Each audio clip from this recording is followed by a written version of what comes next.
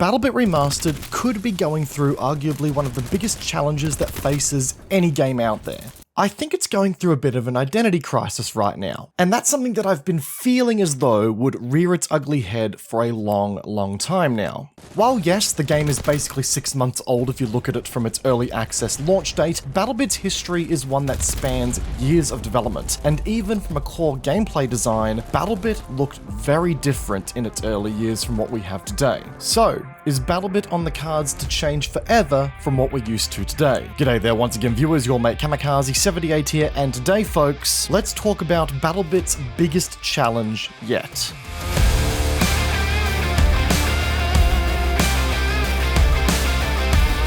So folks, yeah, this is something that I've been expecting to discuss over time here on the channel at some point or another. There have been hints, promises, murmurings, discussions in the development streams, and even things making their way into the game that all point towards the game shifting focus, shifting into something different, almost as though the game has a different vision entirely. But to understand this, we need to go back in time and look at BattleBit from the past. BattleBit Remastered started out as nothing more than just BattleBit, and it was none other than a milsim game. The developers loved the milsim genre of games, but found that there were very few games out there in the genre that were capable of running on lower end systems. It was a gap in the market that could be filled, and hey, why not give it a go with BattleBit, right? Obviously though, that's not where we are today. Ultimately, the game shifted into what we know and love today. BattleBit Remastered, more of an arcadey, somewhat casual first-person shooter experience with some milsim elements sticking around to add some flavor to the game for better or for worse. And because of this change in direction, many have described it as a low-poly Battlefield game above all else, which, let's be honest here, is a pretty accurate assessment all things considered. Now obviously, there's a lot more going on here between point A and point B for us to get to where we are today, but for the purposes of this video,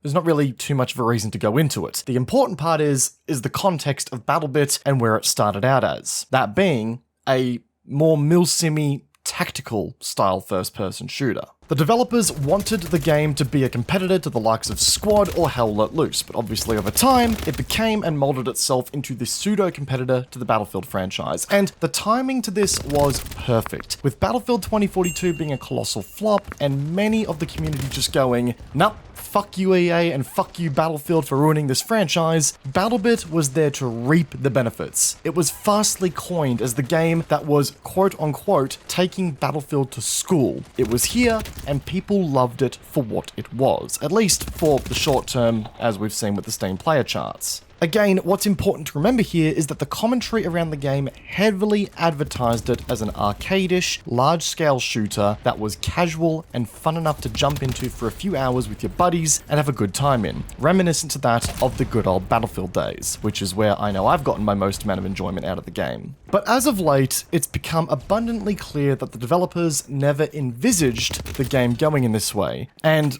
when you hear about the devs talking about the game and the state it's in now, there almost seems to be this growing sense of, I want to say resentment, but I'm not sure if that's the right word to use here, around what the game has become nowadays. Unfortunately, I wasn't there to catch the latest development stream, but from what I've heard from other members of the community who did watch that stream, lead developer Sergeant Okidoki and the wider team almost sounded as though they were disappointed with the pace of the gameplay of BattleBit and how it's molded over time since players have gotten their hands on it. You know, being disappointed with the fast-paced zooming around with lightning-fast gameplay that was arcadey in nature, the complete opposite of what they envisaged the game being originally when they put it out to the market.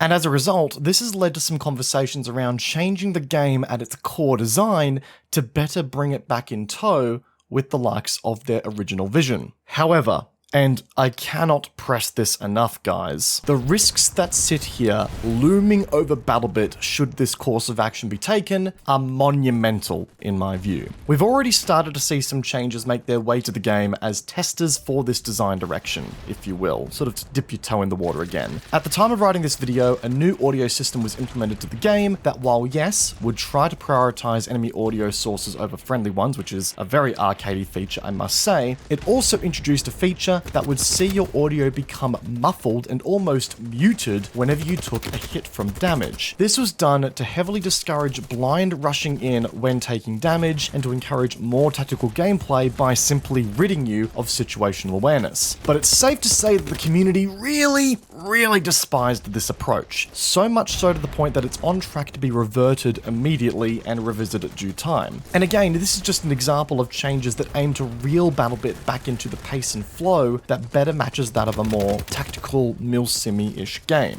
And while, don't get me wrong, the game is in its early access period and this is well and truly the best time to test stuff like this to see how it lands, I also feel like the, let's call it, pseudo ship has sailed for BattleBit and its ability to really start testing the waters on what it can be as a game. Allow me to explain that here. BattleBit's identity in the eyes of the wider public has been formed, quite concretely in some places. People know what to expect from the game when they log into it now. A fun, functional, arcadey shooter that is just great to jump into with a couple of mates if you feel like getting some chill games in after a long day at work. And for those who take on board a slightly sweatier approach, it's a game that allows you through good movement mechanics and gunplay mechanics to excel and really work on your skills as a player. That identity has been formed with BattleBit now. The concrete is set within the gaming community. We now know what this game aims to bring us. So to make design changes now that go against that identity, I mean, imagine it. There's a lot of people who bought BattleBit who have obviously taken a big break from it since the release. The player count numbers tell us this. Could you imagine the degree of separation and this isn't what I paid for we would see if we opted to take such a giant leap from what the game launched as to be a more tactical and milsim driven product? It would really be a harsh separation from what people have come to expect from the game, and I suspect would drive the target audience from the game right off a cliff into something very niche as well. Now, that's not to say that that's always a bad thing. You know, games picking out very specific target audiences and niches to really hammer down on can lead to dedicated and long-lasting communities that, you know, have found a game that speaks directly to them, and that's a good thing to have. But if I'm being honest, I would argue that BattleBit has already found its target audience in the exact kind of game that it is right now. And to sort of throw that out the window now and start from scratch with a game that is completely different in core gameplay design would be suicide, in my humble opinion.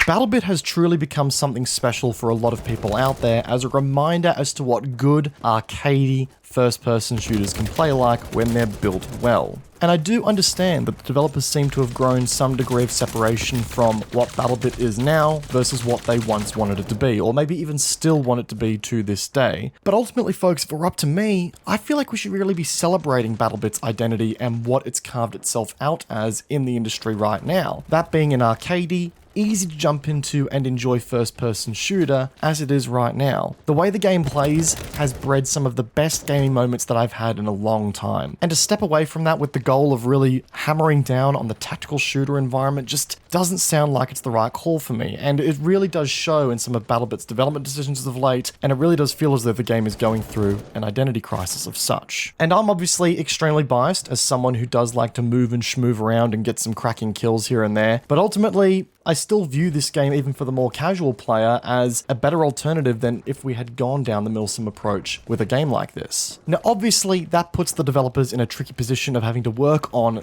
/ maintain a game that they may lose passion for because, well, again, if you aren't working on something that's, you know, leading to a result that you want, then, well, you're going to lose passion for it pretty quickly, and that's not going to do yourself any favors in delivering good products. One silver lining that the developers do seem to be exploring is converting their milsim-ish plans that they once had for the game into a dedicated milsim mode for BattleBit that will release in due time. Now, there are some benefits to this, of course, including the fact that it builds out the ecosystem of game modes that are available in BattleBit, thus attracting more players. And I don't discount that at all, but it also does mean that it stretches a pretty small development team extremely thinly across a lot of different projects within one game. To balance all of the weapons and all of the different gameplay designs across so many different experiences and modes for 3 people is a task that's Herculean in nature. Like, don't get me wrong, this is not a comment on the developer's ability to do it, it's just a comment on, you know, that's a massive workload for anybody to manage. And it's also worth noting that by focusing on a offshoot mode like the Milsim mode for BattleBit Remastered, that attention does automatically fall away from the core gameplay experience that the game has right now. And by making that decision, you potentially limit the amount of work and the improvements you can make to that core game mode that arguably, I would say, has a wider target demographic than, say, a Milsim mode, which may leave the game feeling stale for the majority of your player base. So by taking on board this jack-of-all-trades approach and trying to manage as many experiences and making the game as, you know, widely appealing as possible to as many people as possible with all these different game modes and experiences, you may be becoming a jack-of-all-trades, but you might be excelling at nothing either as well. And indie games, to maintain up pace against the big AAA guys who have the marketing firepower, you really need to be excelling at something to make that splash in the market.